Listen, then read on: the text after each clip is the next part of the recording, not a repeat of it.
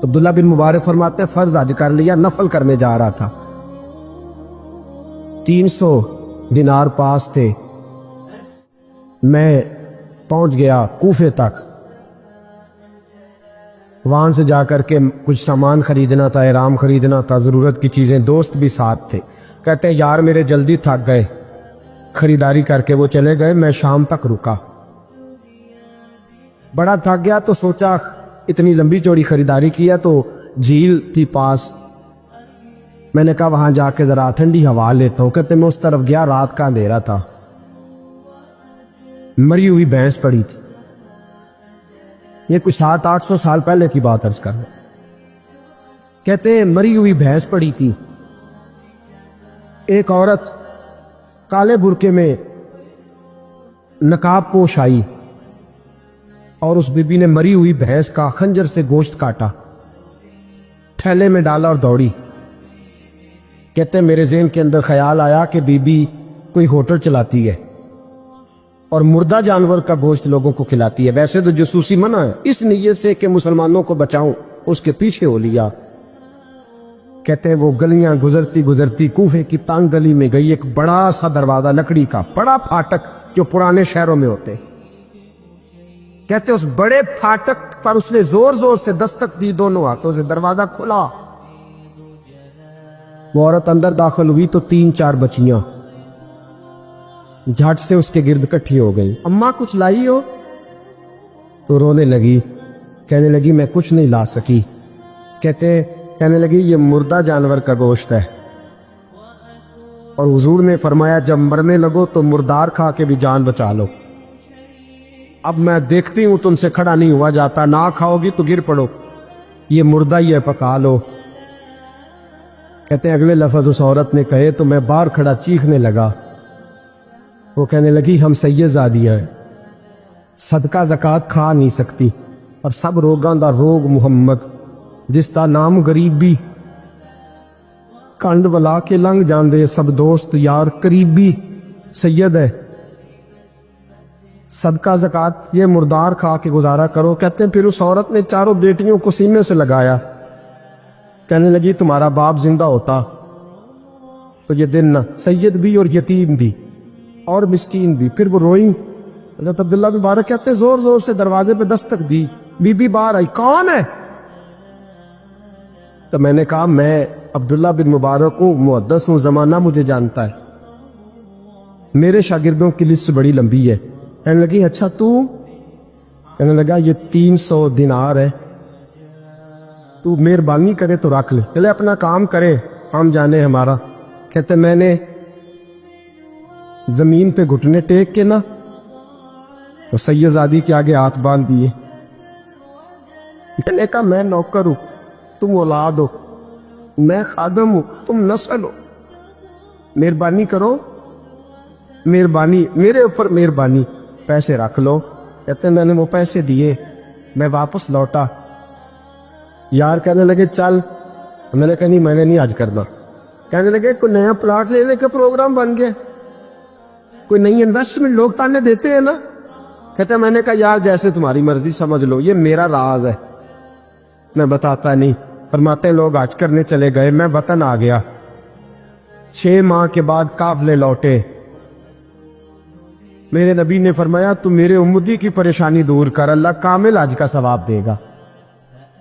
فرمایا میرے حبیب علیہ السلام کی امتی حضرت عبداللہ بن مبارک فرماتے میں آیا حج کر کے، حاجی آئے تو میں بڑی حسرت کے ساتھ، میں گھر میں روتا تھا، سوچتا تھا آج وہ مینا میں ہوں گے، آج وہ مزدلفہ عرفات میں ہوں گے، آج وہ لوگ جمرات کی رمی کر رہے ہوں گے۔ میں تڑپ کے سوچتا تھا ادھر رسول کی حاضری دے رہے ہوں گے۔ کہتے میں روتا تھا، جب حاجی لوٹے 6 ماہ کے بعد تو حاضری دینے گیا، ملنے گیا، پہلا دروازہ کھولا حاجی صاحب نے، میں نے کہا مبارک ہو؟ کہتے ہیں بہن مبارک دی ذرا سنیے گا۔ کہتے ہیں وہ حاجی مجھے ڈانٹنے لگے، کہنے لگے چھوڑ یار، اتنا بڑا آدمی ہو کے تو غلط بات کرتا ہے۔ میں نے کہا کیا ہوا؟ کہنے لگے تو نے ہمیں کہا کہ جانا نہیں، اور پھر ہم مینا میں آوازیں دیتے رہے تو بات ہی نہیں سنتا تھا. میں تو گیا نکلنے لگے, ہم 11 حاجی جھوٹ بولتے ہیں تو اکیلا سچ بولتا ہے. سب نے دیکھا ہے. کہتے میں پلٹ آیا. چوتھے دن پھر ایک حاجی کو ملنے گیا, مبارک دی. کہنے لگا چھوڑ کس بات کی مبارک, میدان عرفات میں تو نے بات بھی نہیں سنی, اور یہاں مبارکے کہتے ہیں عرفات میں. اور میں تو کہنے لگے چپ کر, غلط بات بھی کرتا ہے اتنا بڑا محدث ہو کے. کہتے ہیں جب آخری قافلے آئے, آخری دن تو 8-10 قافلے اکٹھے آئے, شام تک 7 قافلوں سے ملا. ہر ایک مجھے کہنے لگا بندے کے پاس گھوڑا نیا آ جائے, سواری بڑی آ جائے تو یاروں سے تو ملنا چاہیے نا, تو آواز ہی نہیں سنتا تھا. فرماتے ہیں میں تھک گیا کہ الہی ماجرا کیا ہے. میں تو یہاں اس شہر کی گلیوں میں پھرتا رہا اور یہ سارے حاجی کیا رہے ہیں. فرماتے رات کو حضرت ربیع بن اسلم, وہ بہت بڑے بزرگ محدث تھے, وہ بھی حج کرنے گئے. دروازے پہ دستک دی, باہر آئے تو جھگڑنے لگے. کہنے لگے تو نے مجھے کس مشکل میں ڈال دیا ہے. میں نے کہا حضور کیا ہوا, کس مشکل میں. میں تو کہنے لگے چھوڑ یار, عالم تھا تو میں تیری عزت کرتا تھا, تو نے یہ کیا کیا. میں نے کہا کیا ہوا. کہنے لگے یاد نہیں جب تو روضہ رسول کے سامنے ملا تھا, جب نبی پاک کے مواجہ کے سامنے تو پیسوں والی تھیلی مجھے پکڑا گیا, پکڑ اپنے پیسے. میں تو سنبھالتے سنبھالتے تھک گیا ہوں. کہتے ہیں یوں سینے سے پیسے لگائے, گھر آیا, عشاء پڑی تو سو گیا. میں نے کہا یا اللہ عقدہ کھول دے. رات گہری ہوئی, میرے گھر کی دیواریں چمکنے لگیں, نور پھیرنے لگا, خوشبو ہی خوشبو پورے شہر کو معطر کرنے لگی. کہتے ہیں میں نے آنکھ جھپکی تو سامنے اللہ کے رسول تشریف فرما, سامنے محبوب تشریف فرما ہے. خواب میری وچ آیا ماہی, نہ اودے گل وچ با لئیاں باواں, ڈر دی ماری اکھ بھی نہ کھولاں, کتے پھر وچھڑ نہ جاواں. فرماتے میں محبوب پاک کی زیارت کی. اب میرا دل تھا حضور بولے, کوئی بات کرے. محبوب بولے, لب کھلے. فرمایا کیا. حضور نے فرمایا میں تجھے کتنے اور گواہ بھیجوں کہ تیرا حج ہو گیا ہے. میں کتنے گواہ بھیجوں کہ حج تیرا. فرمایا کتنے گواہ بھیجوں کہ حج ہو گیا. میرے حبیب نے فرمایا اٹھ کے تھیلی کھول کے گن لے, تو نے 300 دینار دیے تھے, میں نے 600 کر کے واپس کیے. فرمایا کن. حضرت عبداللہ بن مبارک نے 60 حج فرمائے. اس کے بعد کتنے حج کیے, ایک فرض کیا ہوا تھا 61 ہو گئے. فرماتے میں بار بار گیا اور جب بلایا سرکار نے خود ہی انتظام ہو گئے. فرماتے ہیں بار بار میرے حبیب نے فرمایا تو آ چاہے نہ آ, رب نے تیرے نام کا فرشتہ بنا دیا ہے جو قیامت تک تیری طرف سے حج کرتا رہے گا.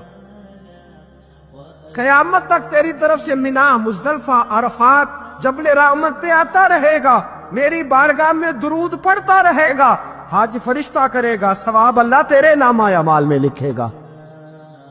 میرے دوستو, میرے نبی نے فرمایا میرے امتی کی ایک پریشانی دور کر, اللہ قبول حج کا ثواب عطا فرمائے گا. غریبوں کا حج ہے کہ نہیں, بولے اشراق چاشت پڑھ, حج ہے. 2 لوگوں کی صلح کرا, حج ہے. علماء کی نوکری کر, ایک دفعہ 70 حج تجھے ملیں گے. اور میرے رسول پاک صلی اللہ علیہ وسلم نے فرمایا سوکھا حج ہے, سامنے بجی ہے, سامنے مجی ہے, بار بار پیار سے دیکھ, بار بار حج کر, بار بار پیار سے دیکھ, اور کسی غریب کی مدد کر دے, سڑک پار کرا دے, میڈیکل سٹور سے دوائی لا دے, کسی کی نوکری کر دے. بچہ گھر میں نہیں, ابا جی بیمار ہو گئے, جا بھاگ کے تو چچا کو چھوڑا ڈاکٹر تک, تو نیکی کر, اللہ تجھے پورے حج کا ثواب عطا فرمائے گا. حج بڑے ہیں, کرنے کی تیاری کرو. حج کا بڑا موقع ہمیں میسر آتا ہے, بس پروگرام بناؤ. صحیح مسلم کی حدیث, کتاب کا نام کیا ہے, اور بڑی مضبوط حدیث. میرے نبی پاک صلی اللہ علیہ وسلم فرماتے ہیں کچھ لوگوں کو اللہ قیامت میں کھڑا کرے گا, اور کھڑا کر کے فرمائے گا چلو جنت میں جاؤ. عرض کرے گی مولا ہم تو پاپی گناہگار, پتہ سارا سردار نو کیتیاں دا, ہم تو بڑے گناہگار، کس وجہ سے جنت؟ فرمایا تمہارے حج کی برکت سے، تم نے حج کیا تھا نا، اس برکت سے جنت۔ تو بندے عرض کریں کہ مولا ہم تو ماڑے تھے، غریب تھے، گئے ہی نہیں، حج کیا ہی نہیں، تو حج کی وجہ سے معاف کر رہا ہے؟ تو رب کریم فرمائے گا جب حاجی جاتے تھے دل تڑپتا تھا نا، جب حاجی جاتے تھے آنکھیں برستی تھی، جب حاجیوں کے قافلے نکلتے تھے اس وقت تمہارے دل میں خواہش پیدا ہوتی تھی، فرمایا تم تڑپا کرتے تھے، میں نے تڑپ پر ہی تمہیں حج کا ثواب دیا، اور خالی ثواب نہیں دیا، اس حج کی برکت سے آج جنت بھی عطا فرما رہا ہوں۔ ایسے بھی لوگ دیکھے ہیں، مسجد نبوی ہے، رسول اللہ کا شہر ہے، سر سجدے میں ہے، روح پرواز کر گئی کہ مسجد نبوی میں سر سجدے میں رکھا ہے، اور اللہ تبارک و تعالیٰ نے محبوب کے قدموں میں موت عطا فرمائی۔ رب کریم نے ساری مخلوق میں بڑا حسن پیدا کیا ہے، لیکن میرے محبوب کا حسن وہ ہے جس کی پیدا کرنے والا بھی تعریف فرماتا ہے، جو اس کی شان کے لائق ہے۔ وَالضُّحَىٰ وَاللَّيْلِ إِذَا سَجَىٰ، اللہ قسم اٹھاتا ہے۔ اور نبی پاک علیہ الصلوۃ والسلام نے نا خوبصورتی کو ایک نئی معنویت بھی دی ہے، ایک نئی معنویت، ایک نیا ذوق حضور نے۔ ہمارے ہاں خوبصورتی مہنگا کپڑا پہننے کا نام تھا، ہمارے ہاں خوبصورتی مہنگے جوتے پہننے کا نام ہے، ہمارے ہاں خوبصورتی مہنگے ترین گھر کو دیکھ کر لوگ کہتے ہیں کیا سجایا ہے، کیا سوارا ہے، کیا ٹائلیں ہیں، کیا رنگ کرایا ہے، کہاں سے قالین خریدا ہے۔ لوگوں نے خوبصورتی دنیا کی ان مہنگی ترین چیزوں کا نام رکھا ہے، حضور نے خوبصورتی کی تعریف ہی بدل دی۔ محبوب نے سادے کپڑوں کو خوبصورتی بنایا، حضور نے ظاہری طور پر کچے گھر کو خوبصورتی بنایا۔ رسول پاک صلی اللہ تعالی علیہ وسلم کے کپڑوں کو پیوند لگے ہوتے تھے، حضور سادہ لباس پہنتے تھے، نبی کریم زمین پر آرام فرما ہوتے تھے، پر جدھر جدھر سے گزر جاتے تھے نہ گلیاں خوشبو سے مہک جایا کرتے، انوار و تجلیات کی بارش ہوتی تھی، جو دیکھتا تھا نا، میں کیا مثال دوں، کیا بات سمجھانے کے لیے مثال دینی پڑتی ہے نا، کوئی مثال دینی پڑتی ہے نا، کسی کا تذکرہ کرنا پڑتا ہے۔ حضور کا حسن سمجھانے کے لیے کس کی مثال دیں، کہاں سے وہ ڈھونڈ کے لائیں جس کو پہلے بیان کر کے حضور کا حسن سمجھایا جا سکے، جس جیسا رب نے پیدا ہی کوئی نہیں کیا۔ کوئی ایسی چیز ہوتی، کوئی چلو کوئی دور دور کا ہی کوئی تعلق ہوتا تو کوئی مثال دے لیتے، کہنے لگے نہیں یارو کوئی شے ملی نہیں، کوئی مثل نہیں ڈھولن دی، تو چپ کر مہر علی تھے جا نہیں ہو بولن تے، یہ ہے ہی نہیں مثال، کہاں سے مثال تلاش کرے، کہاں سے لائے۔ دوستو اگر حسن سے پیار کرنا ہے نا، خوبصورتی سے ہی پیار کرنا ہے، تو حضرت برا بن عازب فرماتے ہیں، اور صحیح بخاری میں موجود ہے، فرماتے ہیں کائنات میں سب سے خوبصورت چہرہ مدینے والے رسول کا ہے۔ اگر کسی نے حسن سے ہی پیار کرنا ہے نا، تو حضور کے آنے کے بعد زیادتی ہے پھر کسی اور سے پیار کرنا۔ اگر خوبصورتی سے ہی پیار کرنا ہے نا، تو پھر یہ اس نے ٹھیک نہیں کیا کہ اتنے بڑے جلوے۔ حضرت عبداللہ بن رواحہ کہتے ہیں نبی پاک کوئی معجزہ بھی نہ دکھاتے، نہ حضور ڈوبے ہوئے سورج کو موڑتے، نہ چاند کے 2 ٹکڑے کرتے، نہ پتھر کلمہ پڑھتے، نہ درخت سجدہ کرتے، کوئی معجزہ بھی نہ دکھاتے، بس حضور نہ بیٹھے رہتے، تو حضور کا لوگوں نے چہرہ ہی دیکھتے جانا تھا اور کلمہ پڑھتے جانا تھا۔ حضور کا چہرہ حضور کی نبوت کی دلیل کے لیے کافی تھا۔ کائنات میں بڑی تعریفیں کی گئیں، بڑا کچھ کہا گیا، لیکن میں کہہ رہا ہوں لوگوں نے نا خوبصورتیاں خرید کی ہیں۔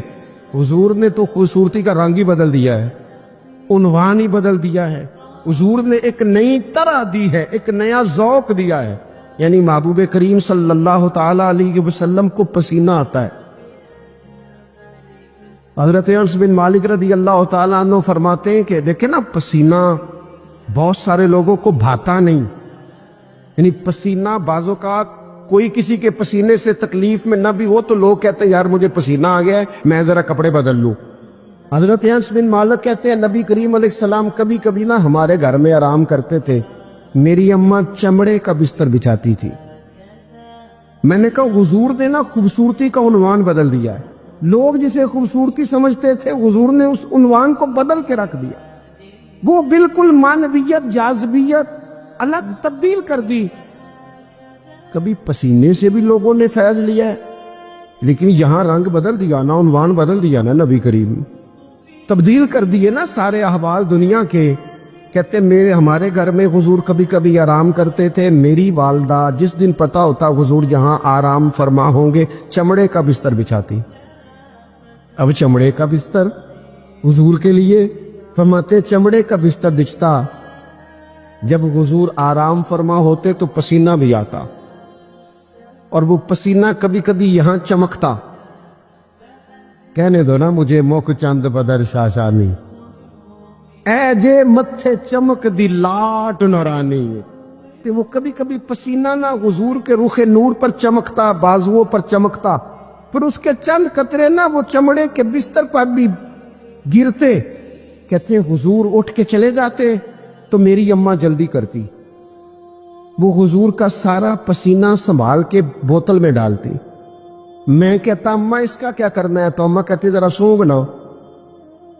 دنیا میں ایسی خوشبو کہیں ہے جو خوشبو مدینے والے کے پسینے میں ہے؟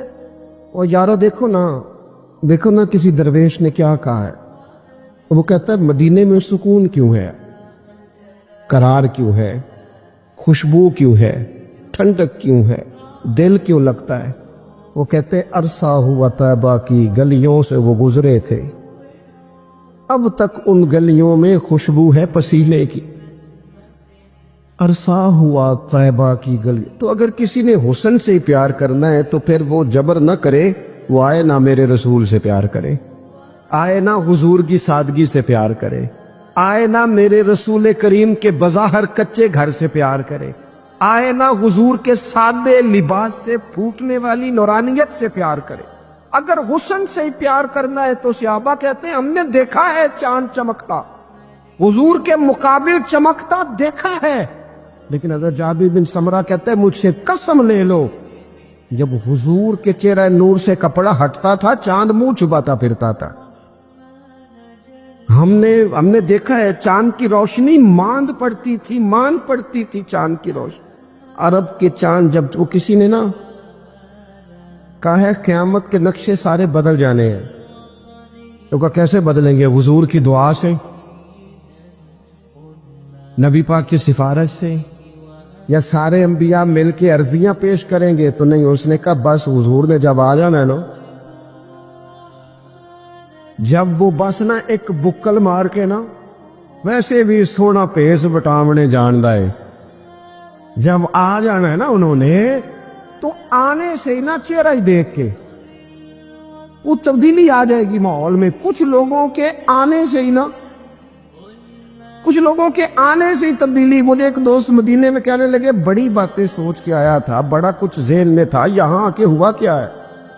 میں نے کہا اتنے نہیں بولیا جاندہ، نالے اتنے نا دو باتیں ہیں، ایک تے بولیا جاندہ نہیں تے دوجی گل ہے بولن دی لوڑ ہی نہیں رہندی۔ میرے امام نے کہا لب واہ ہے آنکھ بند ہے پھیلی ہے جھولیاں، لب واہ ہے، چپ بولنا نہیں، لب واہ ہے آنکھیں بند ہیں اور پھیلی ہیں جھولیاں۔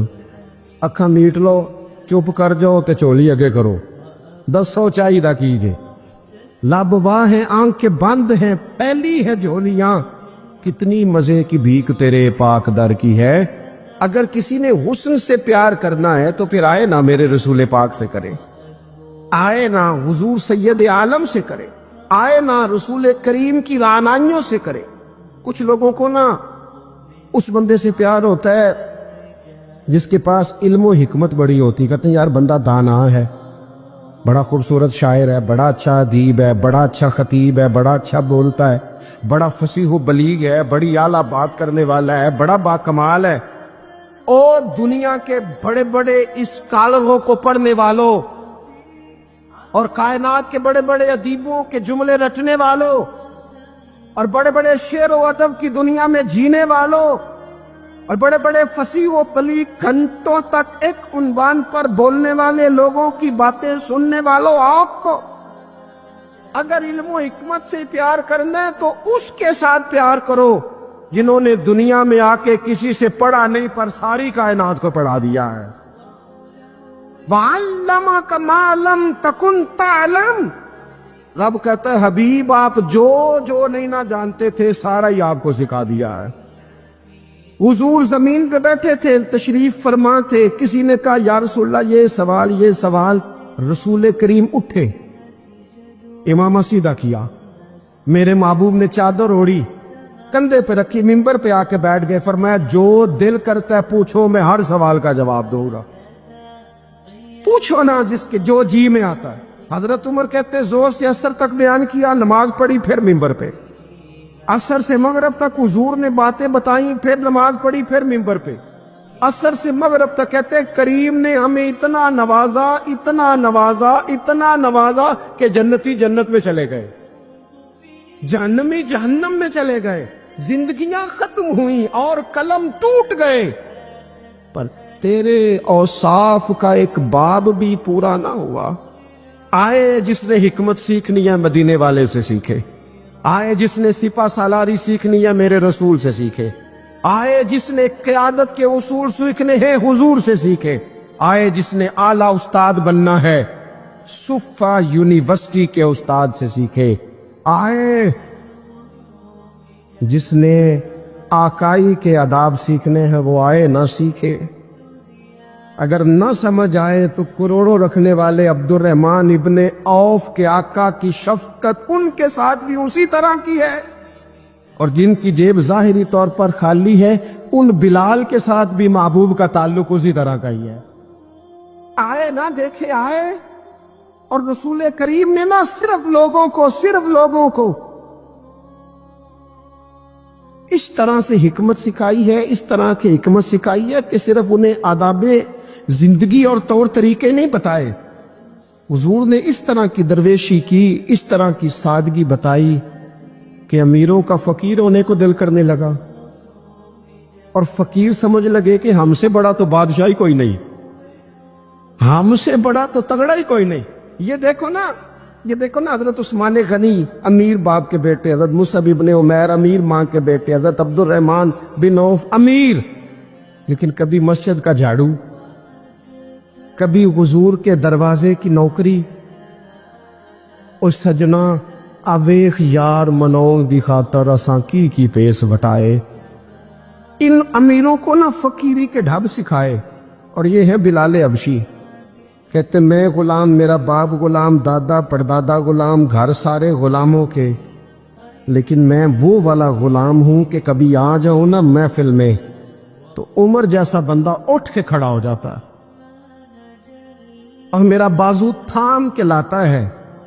عمر جو دھرتی پہ درہ مارے تو زلزلے رک جائیں، عمر اعلان کر دے تو دنیا کانپ جائے، لیکن سیدنا بلال کہتے ہیں میرا بازو تھامتے عمر، اپنی جگہ پہ بٹھاتے، میں رو پڑتا، میں کہتا سونے غریب ماں کا پتر ہوں، میرا ابا چکی چلاتا تھا، کام کرتا تھا، اتنا احساس۔ تو کہتا سیدنا عمر کہتے ہو پہلے کی بات ہے، اب تو حضور کے غلام ہونا، انت سیدنا بلال، جب سے تو مدینے والے کا غلام بنا ہے ہم سب کا تو سردار ہو گیا ہے، تو سردار ہے ہمارا۔ علم و حکمت یہاں سے سیکھو، یہاں سے سیکھو۔ اور اگر کچھ لوگ کہتے ہیں جی مجھے فلانے سے اس لیے پیار ہے کہ اس کے پاس دولت ہے، پیسے ہیں، اس کے پاس اقتدار ہے، مجھے محبت اس لیے ہے کہ وہ بندہ جو ہے وہ بڑی طاقت رکھتا ہے، کسی مشکل میں کام آئے گا، مجھے اس لیے محبت ہے کہ اس شخص کے خزانے بڑے بھرپور ہیں، تو کہیں میری مشکل حل کر دے گا۔ پیسے والے لوگوں سے بھی تو لوگوں کو پیار ہو جاتا ہے نا، وہ کہتے ہیں یہ میرے اوپر احسان کر دے گا، کوئی نیکی کر دے گا، کہیں مشکل آ جائے گی تو کام آئے گا۔ تو اگر خزانے والوں سے ہی پیار کرنا ہے تو پھر ان سے تو نہ پیار کرو، جن کے پاس خزانے تو ہیں دل کوئی نہیں، جن کے پاس تجوریاں تو ہے بانٹنے کا جذبہ کوئی نہیں، جن کے پاس بینک بیلنس تو ہے لیکن ان کے پاس مروت کا حسن کوئی نہیں، جو باتیں تو بڑی رکھتے ہیں لیکن سینے میں غریب کا درد نہیں رکھتے، پھر ان سے محبت کرنے کی کیا ضرورت ہے؟ پھر ان سے پیار نہ کرے۔ جو صحیح بخاری میں موجود ہے، مدینے والے محبوب فرماتے ہیں میں سو رہا تھا، اللہ کریم نے خزانوں کی کنجیاں ہی مجھے عطا فرما دی ہیں۔ فرمایا زمین کے خزانوں کی کنجیاں میرے دونوں ہاتھوں میں لا کے رکھ دی ہیں، اللہ نے محبوب کو محبوب بنا لیا ہے، یعنی محبوب و محب میں نہیں میرا تیرا، رب کریم نے کنجیاں ہی دے دی۔ میرے اعلیٰ حضرت فرمانے لگے زمین و زمان تمہارے لیے، مکین و مکان تمہارے لیے، چنین و چنا تمہارے لیے، ہم آئے یہاں تمہارے لیے، اٹھیں بھی وہاں۔ یہ شعر میرے امام کا ہے، اسے ضائع نہ کرنا۔ اور دیکھو کہتے کیا ہے، ایک ہوتا ہے جز، ایک ہوتا ہے کل۔ اعلیٰ حضرت کہتے ہیں اصالت کل، امامت کل، سیادت کل، امارت کل، ان میں سے کوئی شے بھی تھوڑی نہیں، نہ اصالت تھوڑی، نہ امامت تھوڑی، نہ سیادت تھوڑی، نہ عمارت تھوڑی۔ کہتے ہیں اصالت کل، امامت کل، سیادت کل، عمارت کل، حکومت کل، ولایت کل خدا کے یہاں تمہارے لیے۔ یہ ساری چیزیں رب کے پاس ہے، پر وہ ساری اس نے اپنے رسول کو عطا فرمائی ہے، خدا کے یہاں تمہارے لیے۔ میں آپ سے عرض کروں، دنیا داروں سے مانگے نہ کبھی۔ ویسے بھی میرا تو تجربہ یہ ہے کہ روٹی آپ کہیں گے تو بندہ کھلائے گا، چائے بھی پلائے گا، دعوت بھی کرے گا، آنا جانا بھی ٹھیک ہو جائے گا، سوسائٹی میں کبھی ایسا کرے۔ لیکن اگر آپ کو ضرورت پڑ جائے نا صرف 50,000 کی، تو وہ تلخ ہو جاتا ہے، کہتا ہے انہوں سارے کام کرنے چاہیے تھے سن، میرے پیسے دی گل کدے نہ کردا، سارے کام آپ کرا لے۔ کہتے ہیں کوئی حکم ہوا تو بتانا۔ بھئی حکم آپ کو اب کسی ضرورت کے لیے کسی نے کوئی بات کرنی ہے، آپ سارے کام کرا لیں، لیکن اگر کسی شخص سے آپ یہ کہیں نا کہ یہاں ضرورت بھی پوری کر دو، تو کہتا ہے اے نہ گل کرو، یہ تو مسئلہ ہی ٹھیک نہیں۔ بلکہ میں بڑا پرانا بڑی دیر سے کہہ رہا ہوں کہ اگر کبھی خدا نہ کرے کسی بندے سے ویسے ہی ضرورت پڑے، اللہ اپنا فضل ہی کرے، لیکن شروع سے دیکھتے آ رہے ہیں جو بڑے دعوے کرتے ہیں نا، حکم کرنا حکم کرنا حکم کرنا، جب حکم کی باری آتی ہے تو کہتے راتی دسنا اسی سویرے ہی منڈا ٹوریا ہے، وہ بالکل حکم اسی وقت گول مٹول ہو جاتا ہے۔ میرے رسول پاک علیہ السلام کے غلاموں، کسی اور سے بھی مانگو گے تو عزت میں کمی آئے گی، اور اگر حضور سے مانگے نا، حضور عطا بھی کرتے ہیں اور عزت بھی عطا فرماتے ہیں۔ حضور ساتھ عزت بھی عطا کرتے، عزت بھی ساتھ دیتے، اور رسول کریم سے جس نے مانگا ہے نا، حضور نے جھولی بھر کے ہی دیا ہے۔ حضور کی بارگاہ سے وہ بھی ملتا ہے جو کہیں سے نہیں ملتا۔ حافظہ کہیں سے ملتا ہے جی؟ یہ ملتا ہوں تو پھر تگڑیاں دے بال ہی زہین اڑے در، صرف غریبوں کے بچے زہید، حافظہ کہیں سے ملتا۔ لیکن صحیح بخاری ہے نا، حضرت ابو ہریرہ فرماتے ہیں عرض کی یا رسول اللہ حافظہ بڑا کمزور ہے، تو حضور نے فرمایا چادر بچھا۔ چادر یعنی وہ حافظہ چلو میں نہیں دینا، وہ کسی چھوٹے برتن میں نہیں دینا، تو چادر بچھا۔ کہتے ہیں چادر بچھائی اور حضور نے یوں کر کے 2 چلو بھرے اور میری چادر میں ڈال دیے۔ فرمایا چاروں کونوں سے پکڑ، کہتے میں نے پکڑ کے سینے سے لگا لی۔ دیکھیں ہر زبان کا اپنا حسن ہے، پنجابی ہماری اپنی زبان ہے، اس کا بھی اپنا حسن ہے، اس کی بھی اپنی خوبصورتی ہے۔ یہ جملہ اردو میں نہیں کہا جا سکتا، صرف پنجابی میں ہی کہا جا سکتا ہے کہ نبی پاک تے حافظہ بھی پنڈاں دے حساب نال بنڈدے نو۔ یہ میں اردو میں نہیں کہہ سکتا، میری مجبوری ہے۔ حضور حافظہ بھی اردو میں کہوں گا تو کہوں گا نبی پاک نے گٹھڑی باندھ کے، تو گٹھڑی نال مزہ تو نہیں نہ ہونا۔ اے جڑی پنڈ ہے نا، میں ایک دفعہ کراچی میں گفتگو کر رہا تھا تو میں کیا حضور حافظہ پنڈاں دے حساب نہ دیندے نے۔ میرے ساتھ جو ایک صاحب جو کہنے لگے سمجھ نہیں آئی، میں کہا تینوں نہیں بھی آئی تو مینوں تے مزہ آیا نا۔ وہ دیکھیں نا، کوئی ضروری تو نہیں ہے نا سب کو سمجھ بھی آئے، بہت ساروں کو سمجھ نہیں آتی، پر یہ جملہ نا یہاں صرف پنجابی میں فٹ ہوتا ہے کہ حضور تے حافظہ بھی جڑی شے کدھروں نہیں لبدی، وہ نبی پاک پنڈاں دے حساب نہ دیندے جے، کیڑی کدھروں نہیں لبدی، تو پھر ان سے پیار کرنا چاہیے نا، کہ جو کہیں سے نہ ملے وہ دروازہ مصطفیٰ سے ملے۔